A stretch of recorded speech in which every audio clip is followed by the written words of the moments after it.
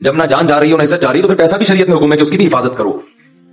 دنیا مسافر خانہ ہے، میں بار بار بیان میں کہتا ہوں، میں کیا کہتا ہوں قرآن کہتا ہے، لیکن اس کا مطلب یہ نہیں ہے کہ اس میں چیزیں پھینکنا شروع کر دو آپ کہ یار ویسے ہی گزر جائے گی تو کوئی بات نہیں، اڑا دو، ختم کر دو، مر جائیں گے تو ویسے ہی ختم ہو جائے گا.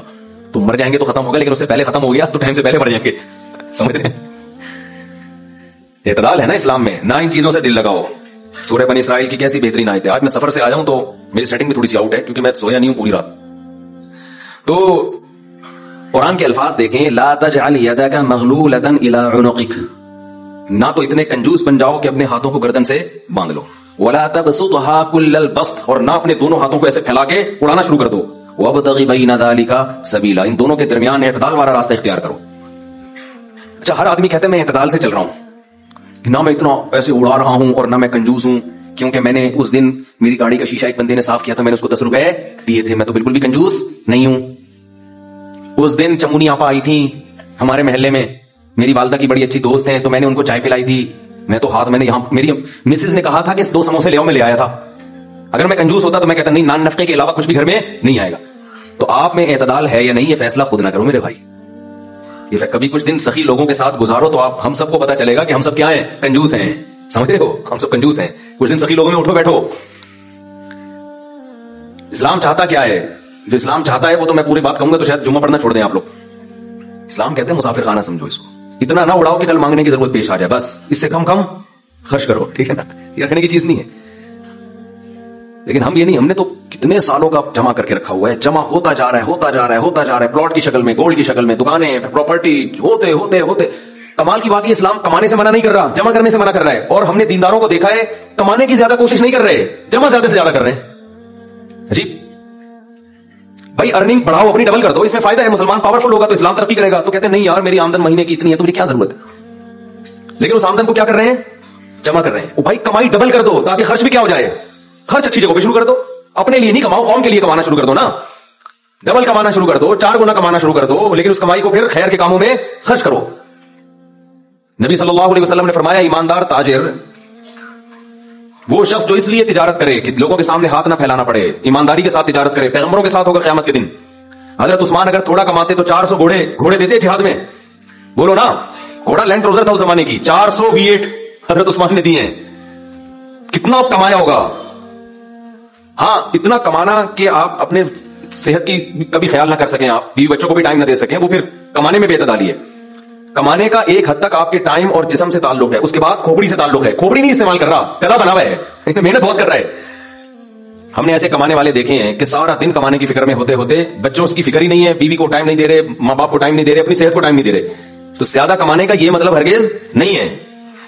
زیادہ کمانے کا مطلب یہ ہے کہ کمانے میں ٹائم تو آپ نے اتنا ہی دینا ہے جتنا آپ کی صحت اجازت دیتی ہے. نماز کا ٹائم نکلے، تہجد کا ٹائم نکل جائے، تسبیحات تلاوت کا ٹائم نکلے اس میں آپ کے لیے، کچھ اللہ کا ٹائم بھی نکلے، کچھ دین کی تبلیغ کا ٹائم بھی نکلے، کچھ پڑھائی کا ٹائم بھی نکلے. ویڈیو نہیں بنائے بھائی، لکھا ہوا ہے نا، کچھ پڑھائی کا ٹائم بھی نکلے. یہ تمام چیزوں کا ٹائم نکلنے کے ساتھ ساتھ پھر کمانے کو ٹائم دینا ہے. اس میں پھر جب اتنا ٹائم دے کے پھر پلاننگ کر کے اس کو بڑھانے کی کوشش کرنی ہے، یعنی ارننگ کو بڑھانے کی کوشش کرنا ہے. یہ نہیں کہ آپ نے ٹائم زیادہ دینا شروع کر دیا. اس میں ٹائم زیادہ دینے سے تو آپ کی صحت کو نقصان ہوگا نا. ارے 5 نمازیں تو پڑھنی پڑیں گی نا ٹائم پہ، پھر تلاوت روزانہ کرنی ہے کہ نہیں کرنی ہے، صبح شام کی تسبیحات ہے وہ بھی کرنی ہے، تہجد کی بھی کوشش کرنی ہے، باپ کو بھی ٹائم دینا، اماں کو بھی، بچوں کو بھی، پھر باقی پھر اپنی ایکسرسائز وغیرہ صحت کو بھی، پھر باقی ٹائم کس کو دینا ہے؟ وہ پیسہ کمانے کو دینا ہے. پھر اس پیسہ کمانے کے کو جتنا ٹائم آپ نے دے دیا تو اس میں آپ کہہ سکتے ہیں کہ پھر ہم اس کو بڑھائیں کیسے. ہم تو 8 گھنٹے کمانے کو دے رہے ہیں، اب اس میں کیسے بڑھائیں ہم؟ تو بھائی کھوپڑی استعمال کر کے کیا کریں، اس کو بڑھائیں. کھوپڑی سے چیزیں بڑھ جاتی ہیں. کھوپڑی تو استعمال مسلمان کر ہی نہیں رہا ہے نا. اب یہ کہ کیسے کھوپڑی استعمال کریں تو آپ خود استعمال کرو کہ یار میں یہ کام کر رہا ہوں تو میں اگر یوں کر لوں تو ایسے بھی ہو سکتا ہے. یہ بیٹھیں گے تو سمجھ میں آئے گا انشاءاللہ آپ خود، لیکن بیٹھتے ہی نہیں ہے، سوچتے ہی نہیں ہے. جو جہاں کھڑا ہے وہیں کا وہیں رہے گا وہ. خیر، تو میں کیا عرض کر رہا تھا؟ وہ تو بات ختم ہو گیا، آپ لیٹ آئے نا، اصل بات کچھ اور شروع ہے. اچھا خیر، جلدی سے بات کو میں لے کے آتا ہوں. تو اعتدال جو ہے نا، سخاوت، سخی لوگوں میں آپ اٹھیں گے بیٹھیں گے تو پتہ چلے گا کہ اعتدال کسے کہتے ہیں. عربوں میں بڑی سخاوت ہے، ہم نے علماء میں بڑی سخاوت دیکھی ہے. تو سخاوت کا مطلب یہ ہے کہ آپ اتنا خرچ نہ کریں کہ کل آپ کو مانگنا پڑ جائے. اس کا علماء نے ایک معیار بیان کیا ہے، وہ خوب اچھی طرح سمجھ لیں، بڑا زبردست معیار ہے کہ اپنے اور اپنے بیوی بچوں کے لیے 1 سال کا ذخیرہ کر لیں پیسوں کا، چاہے وہ گولڈ کی شکل میں ہو یا کرنسی کی شکل، بہتر ہے گولڈ کی شکل میں ہو. آج اگر آپ جاب لیس ہوتے ہیں تو 1 سال تک اگر آپ کو جاب نہ بھی ملے تو آپ نے جو پیسہ اسٹور کیا ہوا ہے اس سے اسی معیار کی زندگی اپنے گھر والوں کو دے سکتے ہیں جو اب تک دیتے آئے. اور یہ 1 سال آپ کے پاس جاب تلاش کرنے کا یا کاروبار دوبارہ سے اٹھانے کا آپ کے پاس موقع ہے. एक साल से ज्यादा की फिर कोई इंतहा नहीं है। लोग क्या करते हैं, जमा कर रहे हैं कि कल अगर जॉब चली गई, कल अगर कारोबार ठप हो गया तो भाई कल क्या, फिर तो खबर तक का रखो संभाल के, वो तो फिर टेंशन से ही दुनिया से जाओगे। तो कुछ अल्लाह पे तवक्कुल करो ना इस मामले में। अल्लाह हमारे बस में ये था, एक साल एक खास मिकदार होती है, इसमें चारों मौसम आ जाते हैं। भाई कारोबार आपका नहीं चला, सर्दी में नहीं चला तो हो सकता है गर्मी में चल जाए, खिजा में चल जाए, बाहर में चल जाए, तो कभी ना कभी तो चलेगा। नहीं चला तो फिर अल्लाह नहीं चलाना चाहता, इसी में अल्लाह करे बैठ के। जो आदमी अल्लाह पे एतमाद तवक्कुल नहीं करता वो तो कभी जिंदगी में सुकून में आ ही नहीं सकता। तो एक साल का स्टोर कर लें आप। और बहुत अल्लाह ने पैसा दिया है तो बच्चों के लिए एक प्रॉपर्टी लेके डाल दी, प्लॉट 2-4 लेके डाल दी। मरने के बाद बच्चे बिल्कुल रोड पे ना आ जाए, बस बाकी क्या करो, खाओ खिलाओ। क्या करें। एक लतीफा सुना तो हमारे एक दोस्त ने भेजा था, बड़ा जबरदस्त किस्म का। हमारे दोस्त ने लाहौर में, उन्होंने किसी का लतीफा भेजा, लेकिन लतीफा बड़ा सवा खामोश है। वो एक आदमी गया गोश्त की दुकान पे, शायद आप लोगों ने भी सुना हो, और कहने लगा कि 1 किलो गोश्त दे दो। इतने में एक बंदा आया, ये आदमी लैंड क्रूजर में गया ना, बड़ी वीआईपी गाड़ी में, मालदार आदमी है, गोश्त कितना ले रहा है, 1 किलो। दूसरा आदमी आया, उसने कहा 10 किलो गोश्त दे दे, चांपे भी और दिल भी, कलेजी भी, पुट का गोश्त अलग, बकरे की अलग निकाल, फलाने अलग निकाल। बड़े भाई वो कसाई इसको छोड़कर उसके पीछे लग गया ना, उसको पहले गोश्त बना के दिया। ये जो 1 किलो वाला था ना, 1 किलो वाला, इसको गुस्सा आया कि यार उसको तो 10 किलो दे रहा है कम वक्त, 10 किलो वाले को पहले दे रहा है। उसने कहा भाई उसका ऑर्डर बढ़ा है, वो पुराना कस्टमर है हमारा। उसने कहा यार इसके पास इतना पैसा कहां से आया कि इतना वैसे गोश्त लेके जा रहा है। उसने कहा बात यह है कि इसकी 4 बीवियां हैं। इसकी कितनी बीवियां?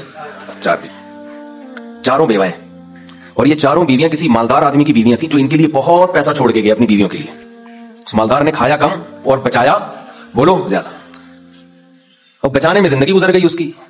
तो जाहिर है खाना नसीब नहीं हुआ, मर गया। वो मर गया, जब मैंने स्टाइल से कहा ना तो मुझे वही याद आ गया, लुटन जाफरी, अल्लाह मर गए फिर दोबारा जिंदा हो गया, कुछ स्टाइल अच्छा था। तो बचाया नहीं, और सॉरी बचा के मर गया। अब जाहिर है बीवी जो थी उनको पैसा मिल गया ठीक ठाक, अब उनके पास पैसा है, बंदा मार्केट से शार्ट है। औरत को जाहिर है पैसे के साथ शौहर भी तो चाहिए ना, उसमें भी डिजायर्स है, उसको भी जरूरत है मियां की। तो ये गरीब का जज्बा था 4 शादियां करने का ना, तो ये करता चला गया। पुराने वाले का सारा पैसा किसके पास आ गया, अब ये बीवी के खर्चे पे खा रहा है, ये बचा नहीं रहा, जाहिर है औरत का पैसा है। तो ये दूसरे के पैसे पर उनकी बीवियों से शादी भी की हुई है और उस दूसरे के पैसे पर खा भी रहा है, इसलिए ये 10 किलो गोश्त लेके जाता है। समझ रहे हो? इसने फौरन कहा मेरे लिए भी 10 किलो बना दे, मैं नहीं चाहता मेरे मरने के बाद मेरा हुआ बचा पैसा कोई और बेचारा किसने बात करे माजरत के साथ। अबे पहले खुद तो खाओ। इस वक्त जो तुम्हारी हाजिर सर्विस बीवी है, बोलो तुम जब तक मेरी बीवी हो तो खाओ, ठीक है ना, तुम भी खाओ मैं भी खाऊंगा। मर गए तो भाई वो उसके लिए निकाह का दरवाजा, और जब हमारे बयान चल रहे हैं तो ये तो और दरवाजा खुल गया है। पहले तो बेवा को रिश्ता ही नहीं मिलता था ना, अब तो बहुत सी बेवा ऐसी मार्केट में आ गई है, पैसा बहुत है, बंदा नहीं है, हम अपने खर्चे पे शादी करने के लिए तैयार है, कोई शरीफ आदमी मिल जाए हमें। अब तो ऐसी बेवा बहुत आ गई है मार्केट में कि जी पैसा हमारे मियां बहुत छोड़ के गया, बंदा नहीं है। तो मैं नहीं कह रहा आप बीवी के लिए पैसा ना बचाएं, लेकिन ये दिमाग में रखें कोई गैरत आपके पैसे पे आपकी बीवी के साथ जिंदगी गुजारेगा, खर्चा आपका होगा, आप उसको पैसा देके जा रहे हैं। तो एतदाल इस चीज में जरूरी है। ऐसे लावारिस ना छोड़ो अपने बीवी बच्चों को, लेकिन एतदाल इतना भी ना दो तो गहरी सूझना शुरू है। बच्चों के लिए भी बनाओ कुछ। खैर कहां से कहां चली गया, तो जल्दी से बात को समेटता हूं, क्या करूं, फिर घूमते इधर उधर दाएं जाने लगते हैं। तो ये मैं उन लोगों के लिए ये लतीफा है जो बहुत ज्यादा बचाने की फिक्र करते हैं। मैं कहता हूं ना आप अपनी औलाद के लिए बचा रहे हो, अपनी औलाद के लिए बचा रहे हो, खा नहीं रहे ना, खर्च कर रहे हो बच्चों के, तो बच्चे फिर जब बच्चों के पास आएगा तो अपने बच्चों की फिक्र में बचाएंगे।